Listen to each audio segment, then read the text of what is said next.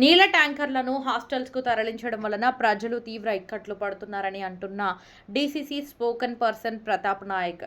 ఎండాకాలం వచ్చిందంటే ముందుగా ఇబ్బందులు పడేది త్రాగునీటి గురించి. ప్రభుత్వ అధికారుల సమన్వయ లోపం వలన ఈ దుస్థితికి వచ్చిందని అన్నారు.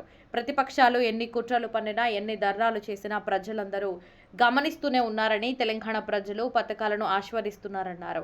సీఎం రేవంత్ రెడ్డి ఒక విజన్ ఉన్న మహానాయకుడు అని తెలిపారు.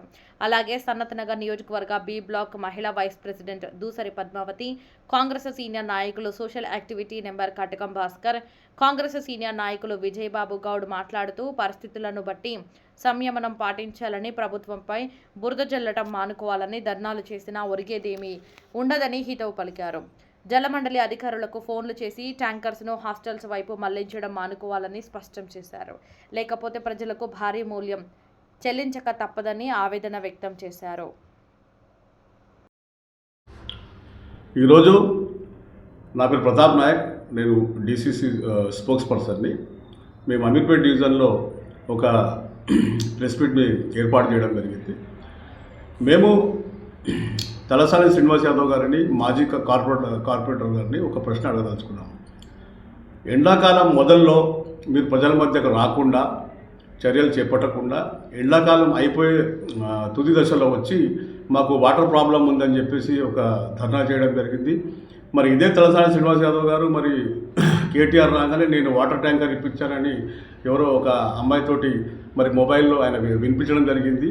దానికి ఈ ధర్నాకు మరి ఆ ట్యాంకర్ ఇప్పించడానికి మరి పొంతన లేదు. ఇక్కడ ధర్నాలు చేస్తారు, మరి అసెంబ్లీలో తలసాని శ్రీనివాస్ యాదవ్ గారు సనత్ నగర్ వర్గం గురించి మాట్లాడరు.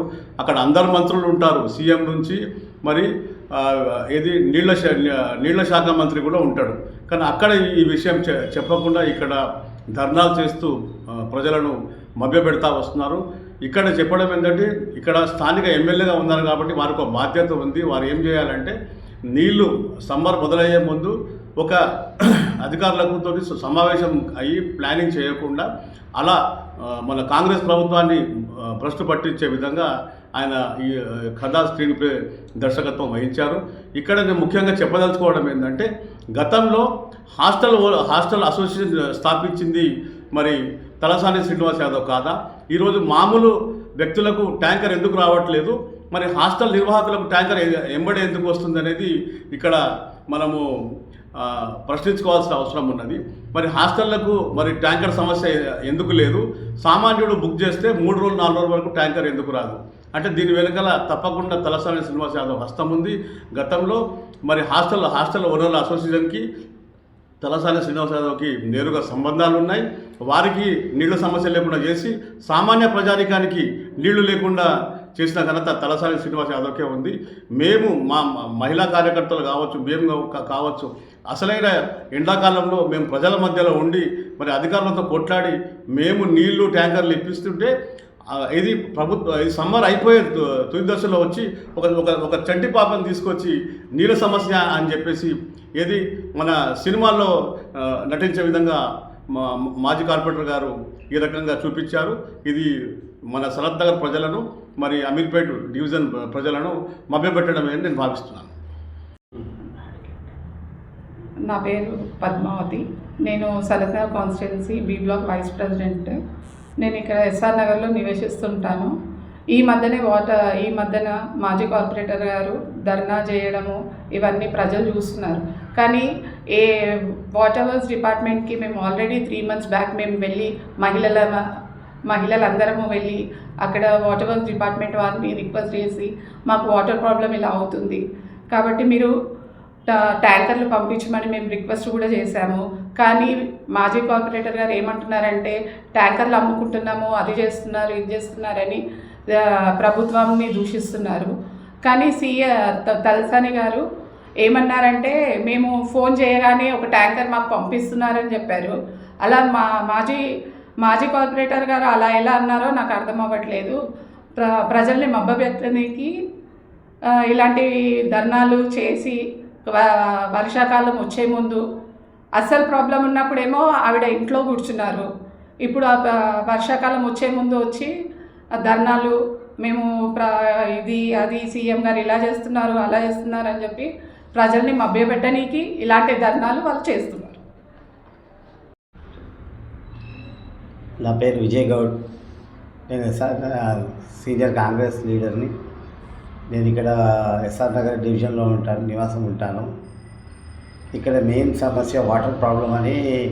ఇది ఇప్పుడే కాదు, గత 20-30 సంవత్సరాల నుంచి కూడా ఈ ప్రాబ్లమ్స్ అనేది ఎండాకాలం వచ్చినప్పుడు రెగ్యులర్గా జరిగేది.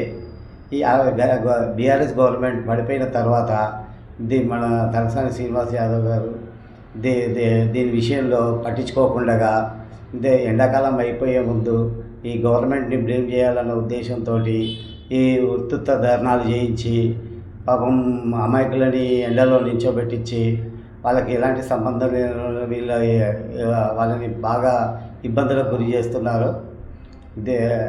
ఏదైనా ఉంటే మన ఎమ్మెల్యే గారు దగ్గరుండి వాళ్ళని పరిష్కరించాలి. ఆయన్నే అంటాడు ఒక విధంగా, నేను ఫోన్ చేస్తే ఒక ట్యాంకర్ వచ్చింది అని అంటాడు. మళ్ళీ ఆయన ఫోన్ చేస్తే ఒక ట్యాంకర్ వచ్చింది అన్నప్పుడు దీని మిగతా ప్రజలకు ఎందుకు రావడం లేదు? దీని మీద మనము సుదీర్ఘంగా ఆలోచించాలి. ప్రజలు కూడా దీని గురించి ఆలోచించాలి. అందరికీ నమస్కారం. నా పేరు Katkam Bhaskar Gupta, senior Congress leader, SR Nagar division నుంచి. మెయిన్ ఏంటంటే వాటర్ వర్క్స్ ప్రాబ్లం వల్ల ఏంటంటే పబ్లిక్ చాలా ఇబ్బంది పడుతున్నారు. టైం కాని టైంలో ఇడిచిపెడుతున్నారు. టైం కాని టైంలో వాళ్ళు ఇష్టం ఉన్నట్టు ఇస్తున్నారు. హాఫ్ అన్ అవరే ఇస్తున్నారు. ఇది ఎంత కుట్రకు మన బ్లేమ్ చేయడానికి, మన గవర్నమెంట్ను, కాంగ్రెస్ గవర్నమెంట్ను బ్లేమ్ చేయడానికి వాళ్ళు చేసే నాటకము. ముందు ప్లాన్ ఏమీ లేకుండా వాళ్ళు ఇష్టం ఉన్నట్టు ట్యాంకర్లు అమ్ముకుంటారు. 2000 ఇస్తే ప్రైవేటు సెక్టర్లు కానీ ప్రైవేట్ హాస్టల్ కానీ ఎవరికంటే వాళ్ళకు అమ్ముకుంటారు. అదే మామూలు వాళ్ళకు 2 రోజులు 3 రోజులు ట్యాంకర్లు ఇస్తారు. అది 500 రూపాయలు తీసుకోరు. ఇది ఎక్కడ న్యాయం అని అడిగితే వాళ్ళ దగ్గర వాటర్ లేదు, అక్కడ అడగండి, ఇక్కడ అడగండి, ఎవరికన్నా అడగండి అని చెప్తారు.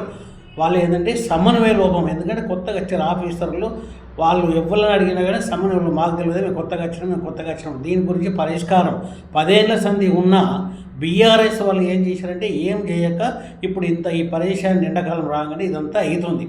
ఎందుకంటే వాళ్ళకు రిజర్వాయర్ కట్టేస్తే ఇదంతా ప్రాబ్లం ఉండవు. ఎస్ఆర్ నగర్కుండా బల్కంపేట కానీ మన అమీర్పేటకు ఒక్కటి కట్టేస్తే ఈ ప్రాబ్లం సాల్వ్ అయ్యేది.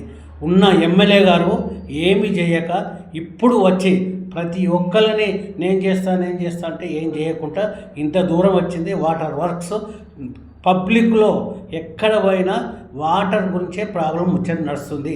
ఇదంతా సాల్వ్ చేయాలని మేమందరము వాళ్ళందరికీ వినతి పత్రికంగా మేము అందరికీ కృతజ్ఞత చేస్తున్నాము. Thank you very much.